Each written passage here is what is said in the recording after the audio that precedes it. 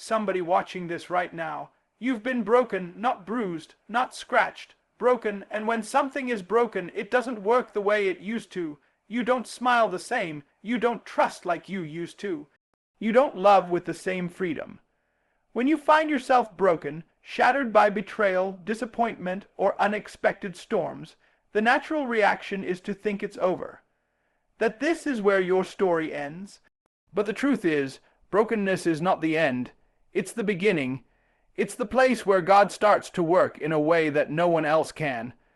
Because before God can rebuild a person, He often has to break the version of you that was never supposed to survive the next level.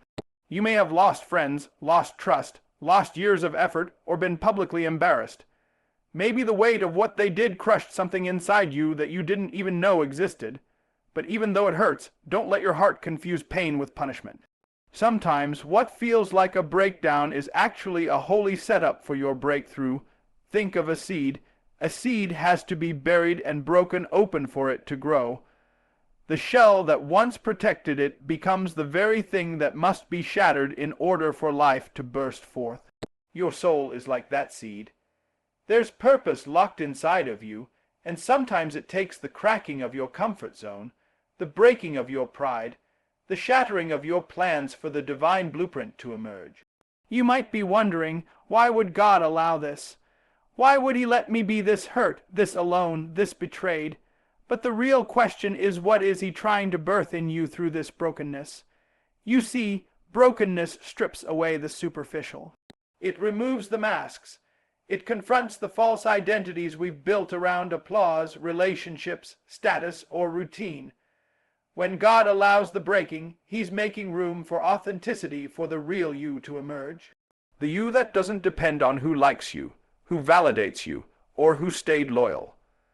The you that knows your worth isn't found in being whole by the world's definition, but in being available to God's transformation. Pain has a way of silencing the noise so you can hear God more clearly. When the applause stops, when the phones stop ringing, when the people walk away, that's often when God begins to speak. And when He speaks in your brokenness, He's not shouting to condemn you. He's whispering to reintroduce you to the parts of yourself that had been forgotten or suppressed. This is not a funeral for your dreams, it's a rebirth. This is not the end of your story. This is the first page of your new chapter. And yes, it hurts. Yes, you might be bleeding on the inside. Yes, it feels like no one sees how hard it is to keep going. But let me tell you, this gold is purified in the fire, not on the shelf. Diamonds are formed under pressure, not in comfort. Oil comes from the crushing of the olive, not from admiring it on the tree. So when you're broken, don't rush to escape it. Learn from it, grow through it, let God work with it. The potter cannot reshape the clay unless it is first broken down. The fragments of who you were are the raw material God will use to craft who you are becoming. And the beautiful thing about God is that He doesn't discard broken things. People might walk away when you're no longer useful to them. People might give up on you when they see you falling apart. But God, He specializes in broken people. He built His church with broken people. He filled His word with stories of the broken David, broken by his sin. Peter, broken by his denial. Paul, broken by persecution. And yet, from their brokenness came a fire that changed the world. So you're not disqualified, you're not finished, you're not thrown away, you are being refined. Molded, prepared. You are in a season where God is exposing what doesn't belong, so He can place in you what does. Sometimes God will allow the break, so you never return to a version of yourself that was too small for your purpose. What you thought was the end is the threshold. What felt like a defeat is a delivery room. God is birthing something in your brokenness, a new vision, a stronger faith, a deeper compassion, a fresh anointing. And here's what's beautiful. When you rise from this, you won't look the same, you won't talk the same, you won't love the same. You'll walk differently, not because you were never broken, but because you survived it.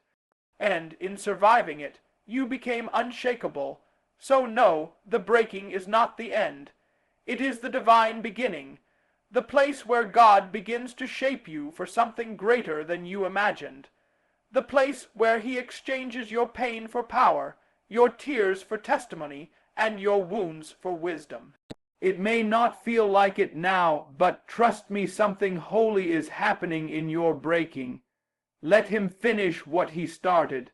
Let him make something beautiful out of the broken. You are more than the wound. More than the heartbreak, the disappointment, the betrayal, the abuse, the silence, the rejection. What happened to you may have marked you, but it does not define you. You are not what they did. You are not what they said. You are not the moment you broke down or the season you fell apart.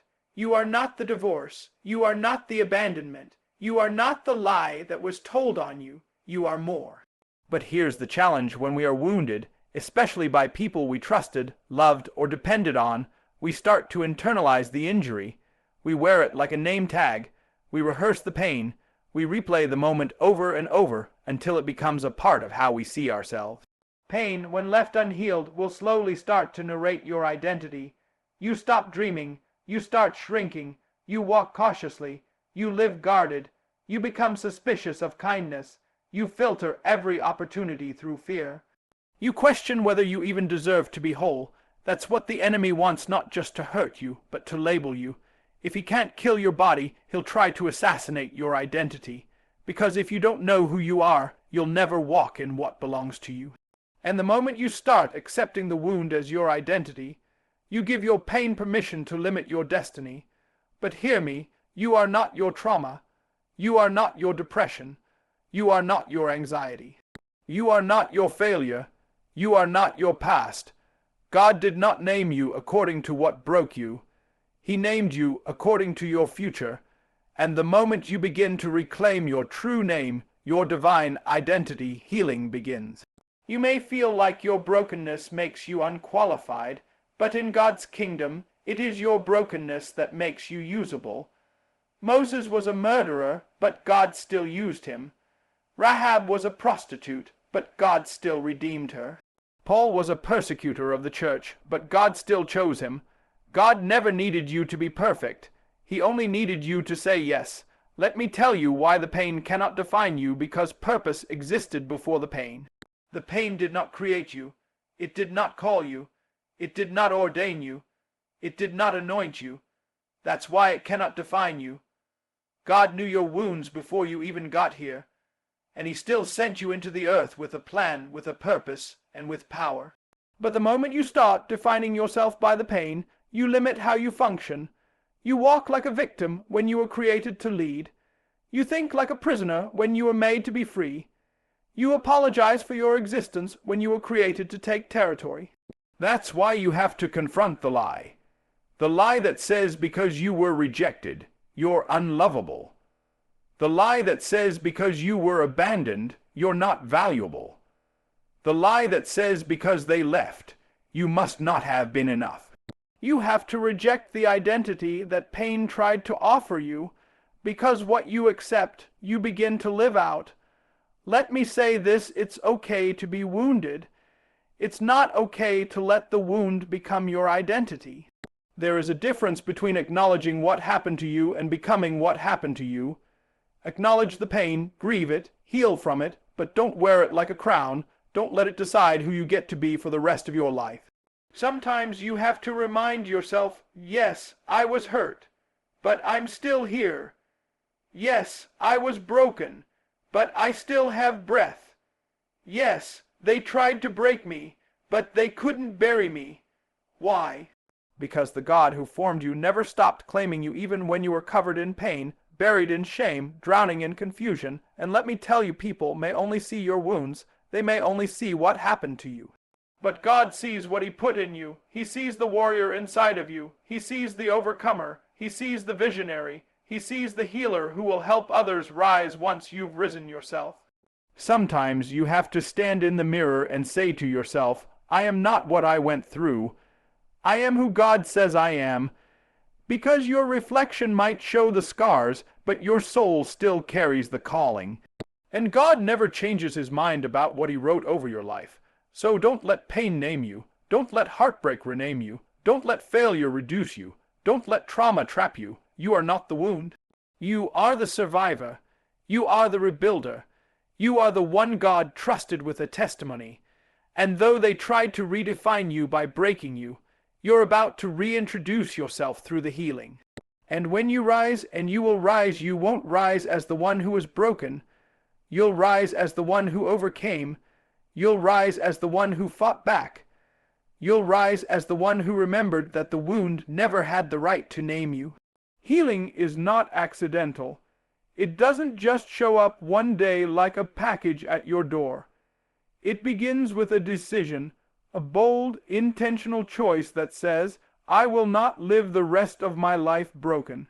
Before the therapy, before the journaling, before the prayer circles, there is a moment of internal clarity where you say, I choose to heal. Too many people wait to feel healed before they decide to be healed. But feelings are followers, not leaders. You can't wait until you feel whole to move forward. You must decide to move forward while you're still limping. Healing begins when you refuse to allow the pain to govern your next move. When you stop allowing the memory to mute your progress. When you say to yourself, I don't know how, and I don't know when, but I know I will get better. God never asks you to have all the answers before you begin. He just asks for a yes to living again, a yes to trying again, a yes to believing that there is still life after loss, still love after betrayal, still purpose after pain, and yes, healing hurts. Sometimes the healing hurts more than the breaking, because in the breaking you go numb, but in the healing you feel. You start to feel what you avoided. You start to face what you buried, and that's when most people want to turn back. That's when the temptation comes to stay in bitterness, because at least bitterness makes you feel in control. That's when self-pity starts whispering, this is just who you are now. But healing demands more from you. Healing stretches you. Healing makes you confront the parts of you that have been silenced, ignored, or neglected. There comes a point where you must choose between being comfortable in pain or uncomfortable in growth. The wound may have been someone else's fault, but the healing is your responsibility. It's not fair, but it is true. Because if you wait for the person who hurt you to come back and make it right, you're giving them power over your restoration. They may never say sorry. They may never acknowledge the damage. They may never offer closure, and that's okay. Because healing doesn't need their permission. Healing requires you to become intentional about your future. It's not just about saying, I want to be better. It's about what you're willing to do to get better. Are you willing to forgive? Are you willing to let go of what you've rehearsed for years? Are you willing to tear down the walls you built to protect yourself but that are now keeping you isolated? Are you willing to lay down the anger that gave you strength but now gives you poison? It's not an easy decision. Sometimes it's a decision you'll have to make every single day. Today, I choose healing. Today, I choose peace. Today, I choose not to let what happened to me own me anymore. You might not feel it every day, but your daily decision builds momentum. And momentum becomes movement, and movement becomes transformation. Remember this.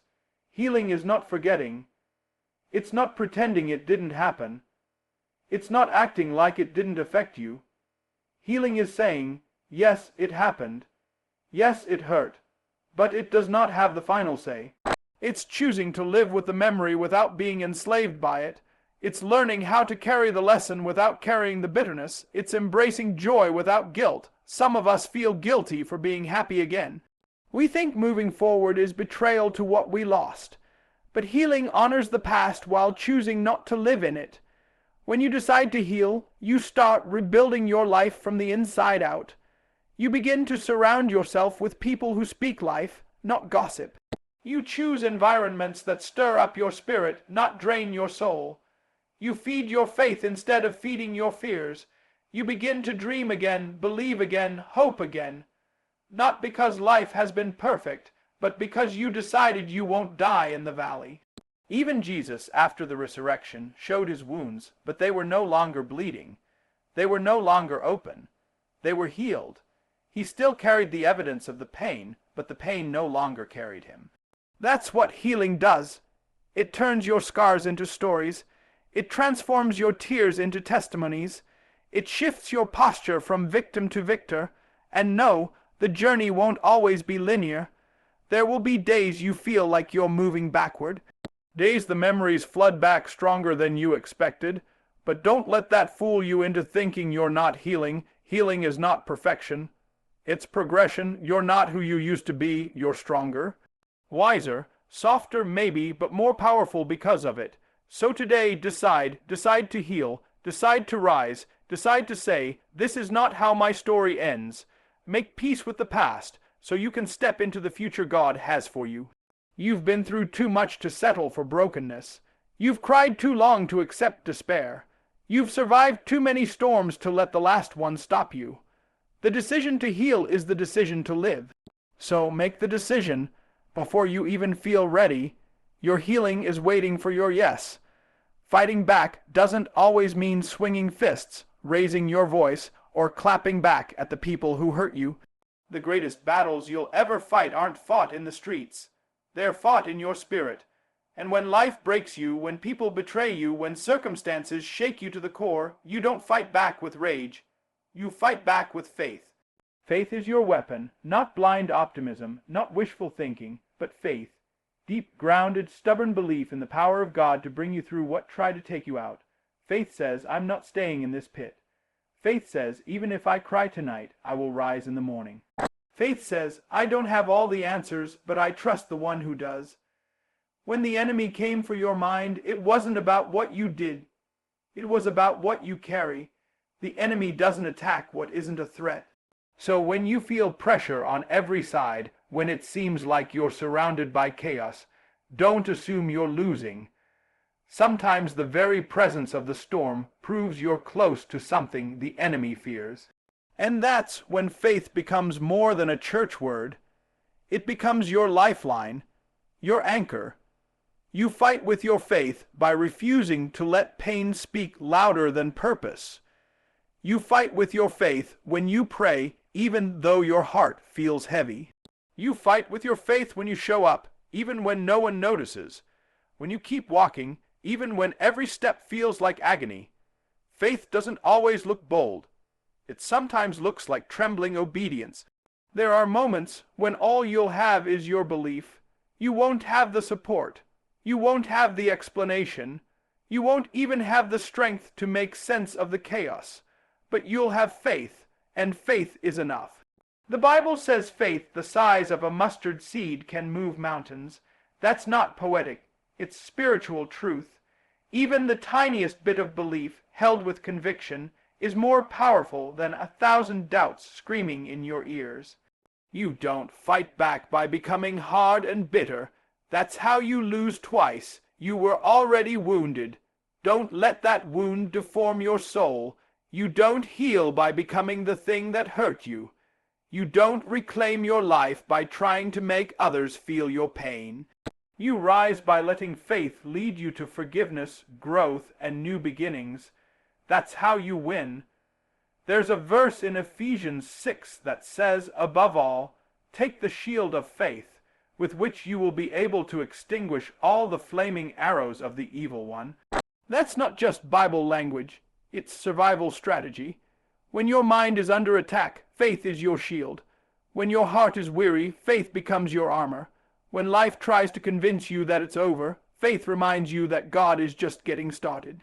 And listen, faith doesn't mean you won't feel weak. It means you choose to stand in God's strength instead of your own. It means you hold on to His promise even when your world is shaking.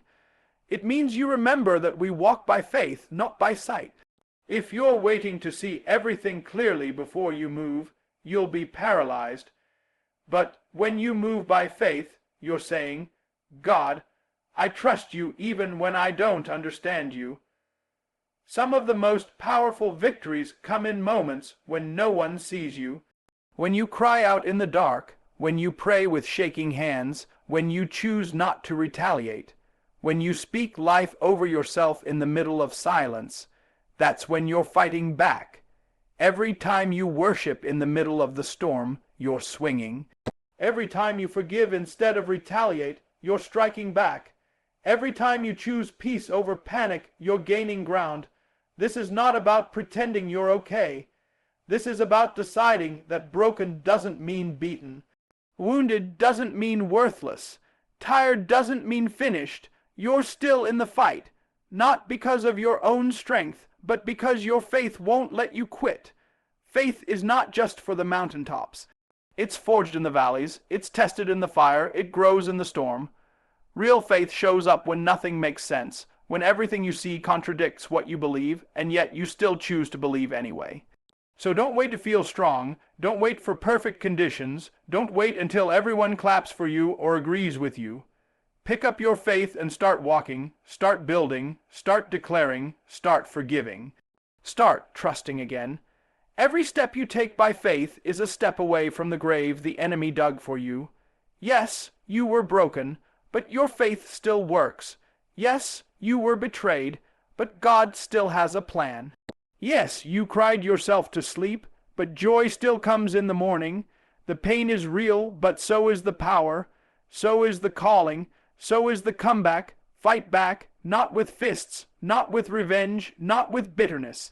Fight back with the quiet, resilient, unstoppable force of faith.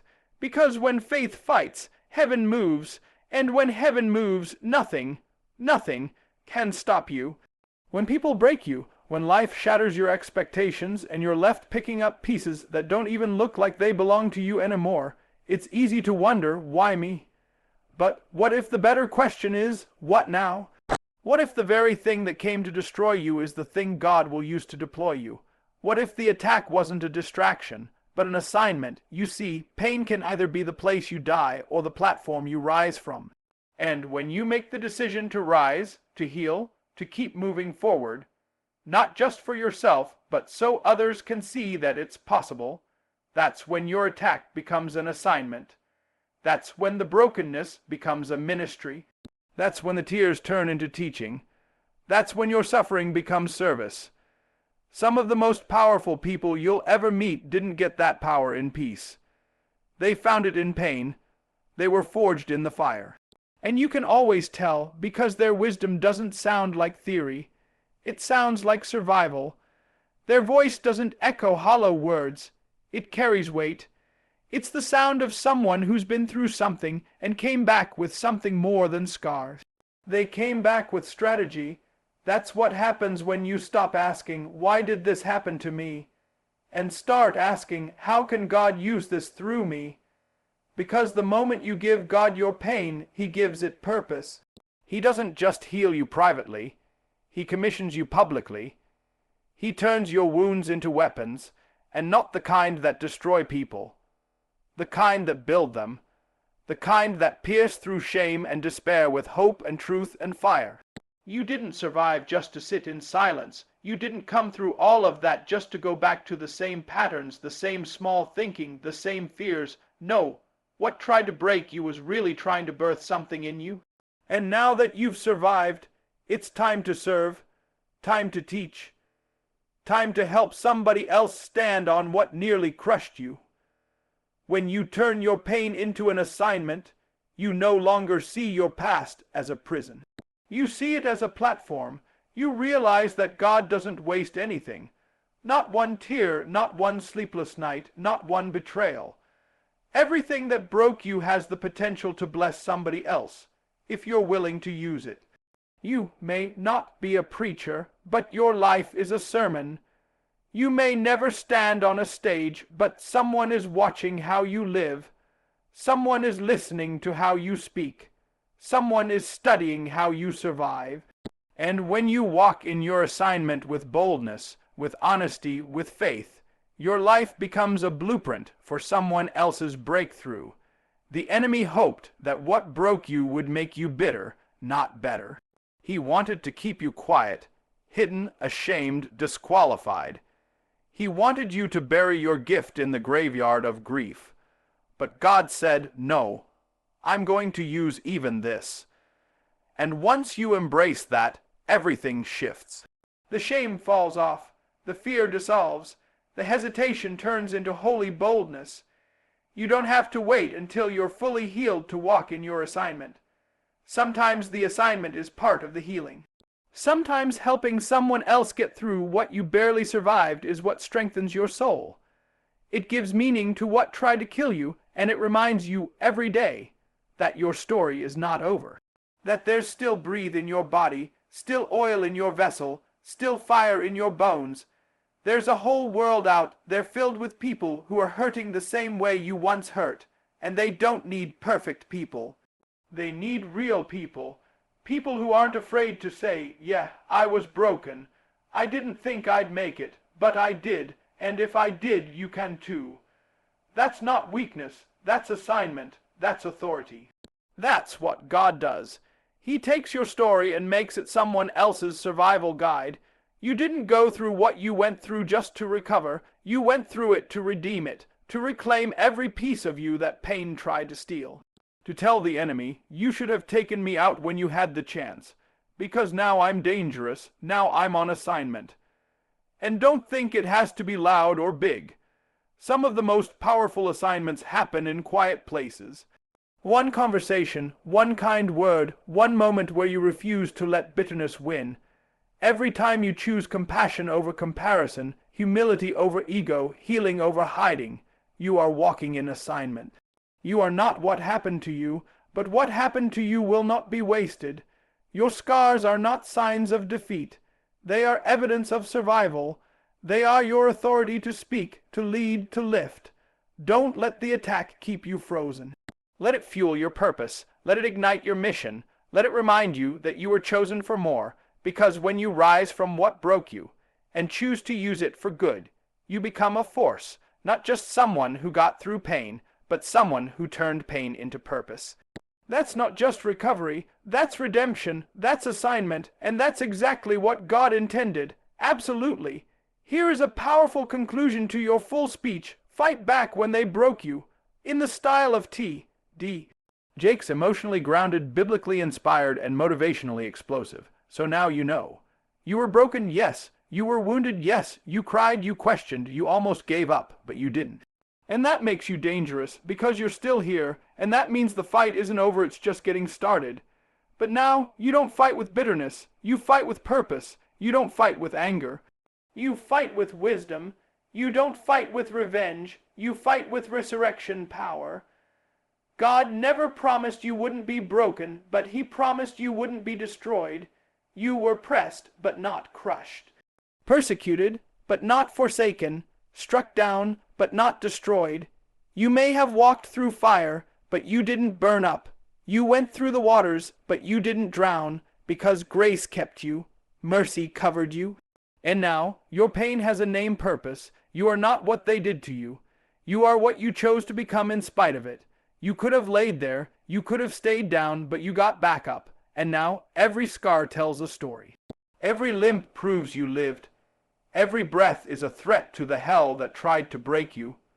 This is your moment to fight back, not just to survive, but to stand, to lead, to build, to become the evidence that God still restores, still redeems, still resurrects. You are not broken beyond repair, you are called beyond recognition.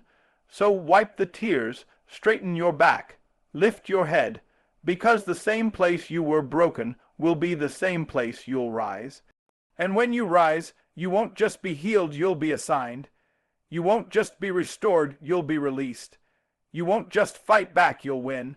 Now go, fight back, and show them what happens when God breathes on broken pieces. You're not done, you're just getting started. You didn't die in the breaking, you were born in it. This is your comeback, this is your calling, this is your moment. Now fight back.